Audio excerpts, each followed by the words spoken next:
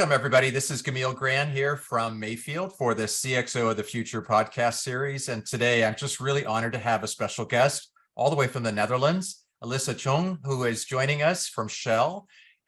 She's got an amazing background, and I know she's going to be humble about all her great experiences. You're a globetrotter. You've been everywhere from a career standpoint, and I want to hear all about that. But you've also been recognized for some amazing accomplishments, not just your leadership at Shell, but as a diversity leader in many ways, as a woman in technology leadership. Of course, the Forbes CIO network has anointed you as one of their top list or next CIOs. You've done all sorts of transformation. Can you just introduce briefly yourself and dive into perhaps our first question, Alisa, on what was your very first role and how did that establish you on this amazing career track? Thank you, Gamal. It's an honor to be here. As you know, my name is Alisa Choong. Even though I'm based out of Netherlands, I'm a Malaysian, and I've always been a proud Malaysian. So coming into Netherlands to work into a global environment brings that there's a lot of diversity that I have to bring in. There's a lot of inclusiveness for us to work. And then we'll talk about that some other time. Your first question has always been, what's my first role? I graduate with a Bachelor of Economics majoring in accounting from Monash University in Australia. It's quite amazing at that point of time that most of us in Malaysia, for some reasons, got overseas education. So I was very lucky. My parents believe in educating a woman, and I got sent for my university degree after I finished my high school in Monash University. During that time, even in Melbourne, the environment is different because it's in the 80s on that. Mm-hmm. But my first job is a tax consultant. Can you believe that? Yeah. And I was a tax consultant in one of the big major fours that is still alive today. Yeah. And what does it actually tells me about how it builds me to be who I am later in my career? Being a tax consultant, I need to be very detail orientated. I got to really understand the businesses of my clients, their activities, where they operate, because every country has a different tax regime that allows different benefits and deductions that will ensure that we maximize what is available. More importantly, being a tax consultant also means that I work with a group of specialists, because I may only know the corporate tax part, but I may not know the sales part. And later on, they will also introduce a lot of goods and services tax. There's so always continuous learning. And the biggest continuous learning that finally made me left tax consulting is every country, every year, there's a budget. And that means that you got to relearn. And then on top of that, they introduce new accounting standards. Oh my God, it's a forced continuous learning that is torturous at that time, but it's something that I will always take away, because it forced me to be curious. It forced me to learn on an annual basis on that. So so what does it mean to me later in my career is that it sets the foundation for excellence. Yeah, because everything that you do, it needs to have an excellence within the boundaries that is given to you on that basis. You got to live with those boundaries. There's no right, wrong, and you do not fight it unnecessarily.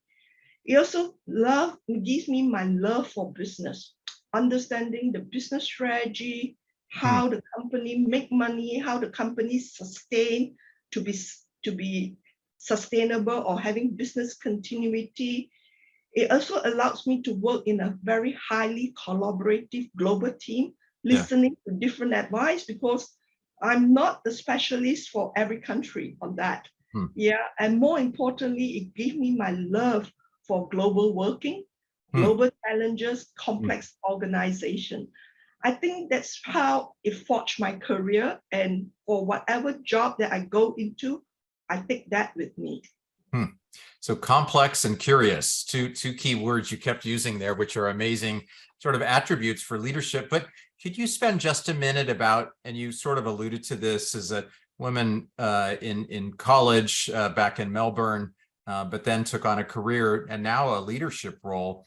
What's your advice to young women as they march through their careers and try to establish themselves as leaders? Any particular thoughts on what you would give as advice to young women? I think if I have somebody who have told me this earlier, is a great belief in yourself. You know, my parents believe in me, my father believed in me, but the worst thing is I did not believe in myself. Every time when a new opportunity comes, the first idea was, no, I'm not ready, I can't do it. Yeah. So that self-belief is something that hold me back for quite a while on that. And that self-belief says that, you know, you need to be 100% right and sure before you open your mouth. Is a very Asian trait that I have to adapt later in my life, because I can never be 100% right now. And even now, even if I got 50% right, I'm really happy on that. So those are the things that basically is an advice that I will give to any young women who is forging a career, is do your best, you know, celebrate your achievement, but more importantly, believe in yourself, because when people offer you the opportunity, they actually believe in you. So why are you holding yourself back? When did that bright light come on for you? So if at some point you didn't believe in yourself, but now you've become a very successful leader in an organization, at some point the light must have come on. At what point did you believe in yourself?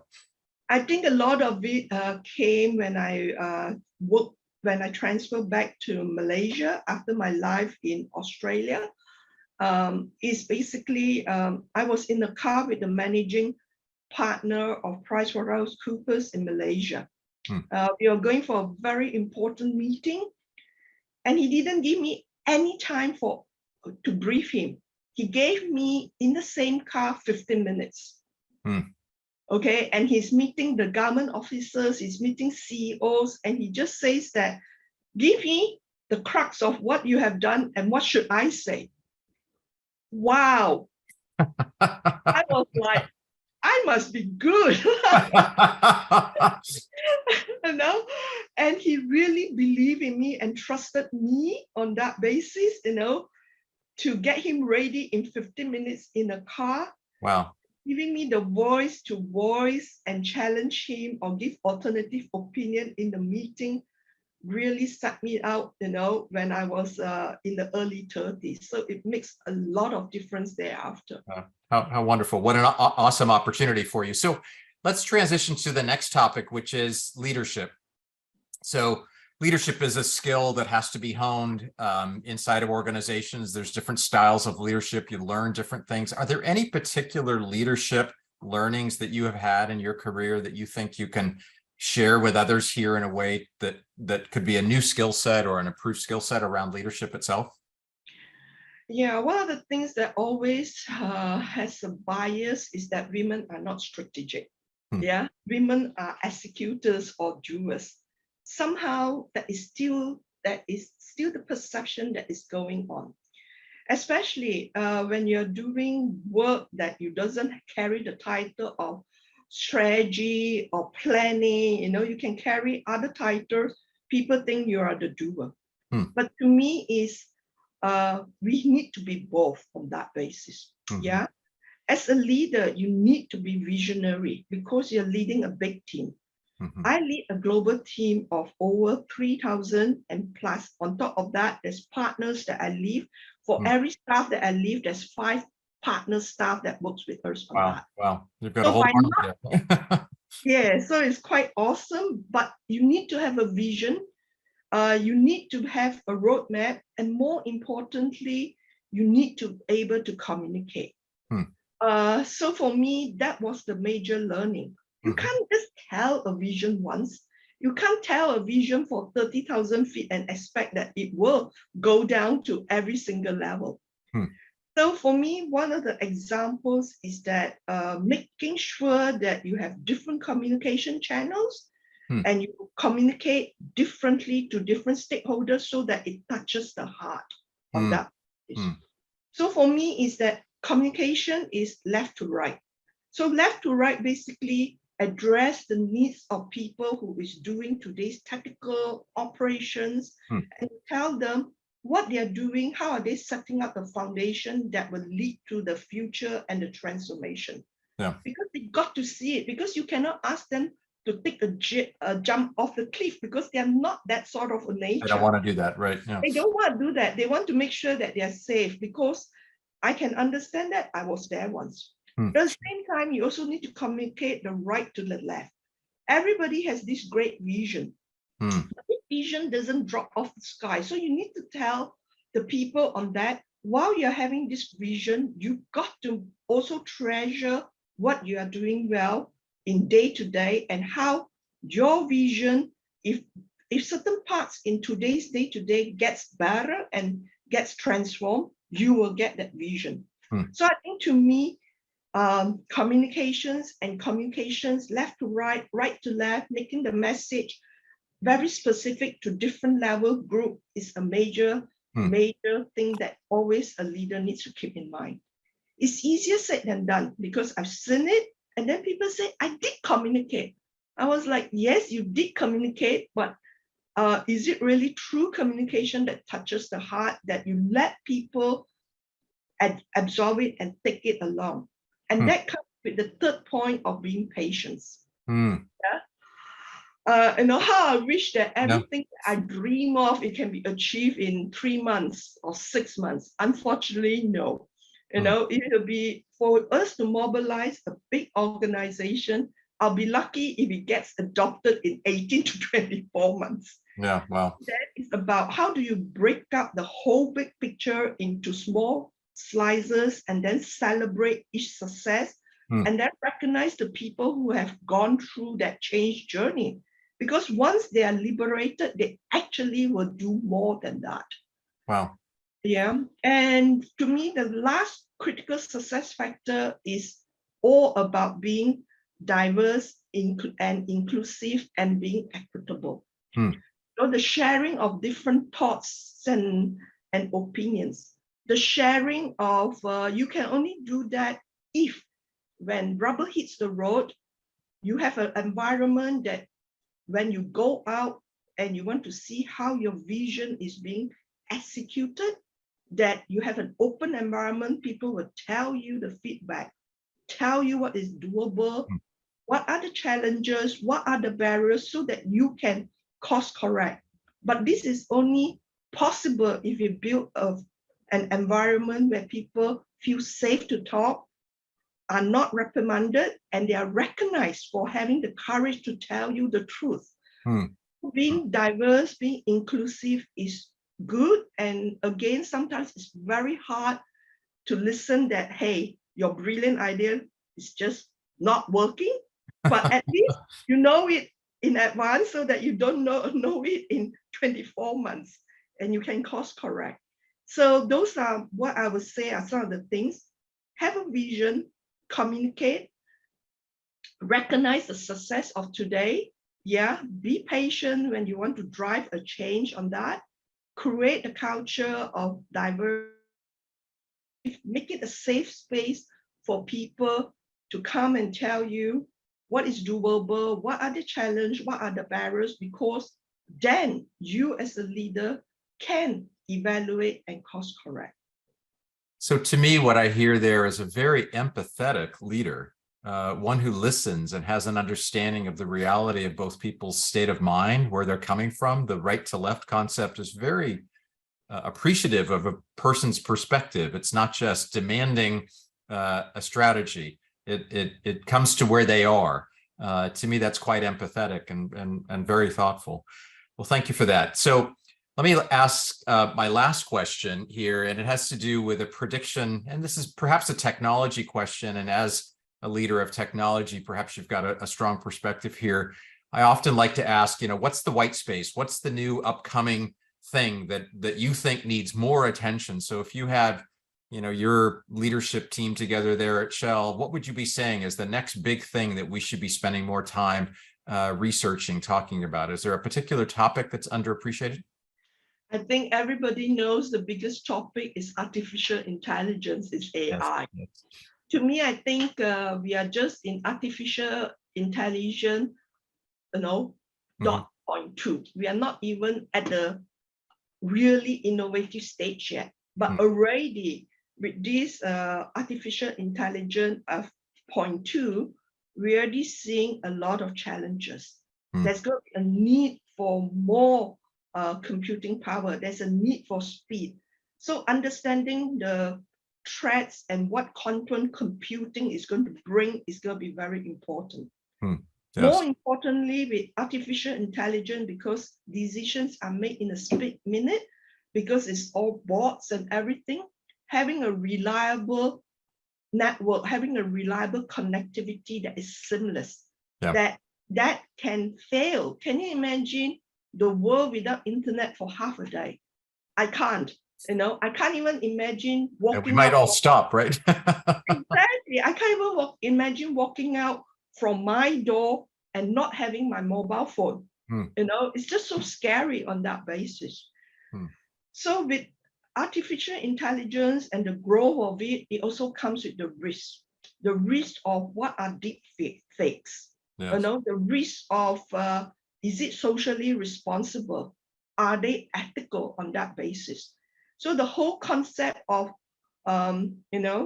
artificial intelligence, faster data processing with great connectivity comes with it, ethical questions comes with it. How do you address and really understand that part of it? Because to me, that will be the great opportunity, yes, the greatest fear of any organization.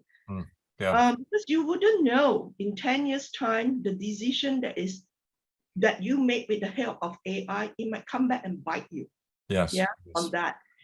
And of course, with the need of more data computing, as I work in the energy company, I'm very worried about climate change. Because the need for more data center that grows at 5x each year means there's more renewable power that needs to be there. And people don't see that. People just want computing, internet, reliability, but they forgot that behind that, my God, the data center world has just bloomed like anything else that nobody will believe. And as you say, we're just getting started, right? And we are just getting started. So maybe, a suggestion is one day you take us on a tour of data centers, because many people in the world have never seen one.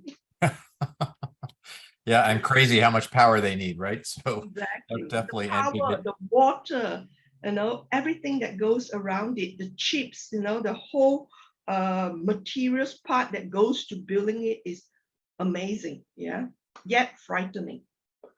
So this has been really lovely. I wonder if you could give me and our audience here one final takeaway. Is there a bylaw, so to speak, that you live by, a certain principle that you'd like to share as a takeaway for our audience today? Well, I think always the question that is asked, you're an Asian female technology leader. It took me a while to figure out Asian female technology leader. I'm sure there's a lot of female technology leaders in the world. I think the major difference is for one that is really has adopted her identity, because I'm a Malaysian and proud to be a Malaysian. So it's how actually be adaptable in a global working world and be true to myself and my identity. So I may sound like I talk strange, my sentence construction is different, but it doesn't mean that I'm not there with the rest of the leaders in the global world. So that is a key learning. And the second one is, a lot of people ask, what's your key success factor? I think to me is how do I merge the courage of the West with the tremendous respectful and humbleness of the East. Interesting. So you want to be both, but sometimes it can be conflicting. So merging the best of the West, that means the courage, and also transforming and being very respectful in all your dealing has been one of my critical success factors. Well, that's amazing. So Western courage with Eastern respect. I love it. Alisa Choong, thank you so much for being our special guest today. Alisa Choong is the Senior Vice President, Chief Information and Digital Officer at Shell. Been there for a number of years, and our special guest today. Thank you so much. Really honored to have you as part of the Mayfield CXO of the Future podcast today. Thank you for having me again.